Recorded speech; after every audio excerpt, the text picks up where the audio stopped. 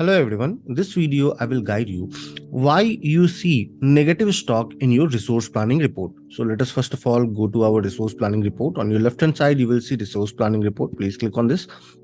Now, once I will come in my resource planning report, I will go ahead and generate a order confirmation report. So I will select this order confirmation. For this, bill of material is created. So it will provide me the procurement details, that how much I need to procure or exactly how much stock I do have. So I will click on generate report. Yeah. Once I clicked on generate report, please check. These are all the list of raw materials and finished good as per the bill of material coming in our resource planning. So this is in stock where you see negative quantity, as because this is a dummy account. So basically stock get in minus.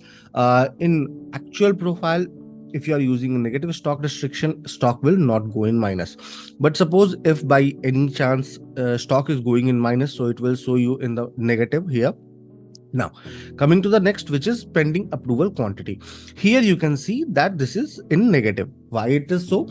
As because many times approval remains on manual, and whenever you go ahead and simply invert the stock, then after approval need to be done in order to add it in the store.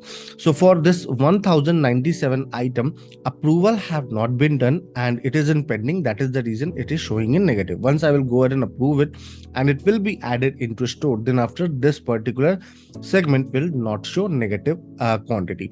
I hope this video will be helpful to you while checking your resource planning and seeing a negative quantity. Have a good day ahead.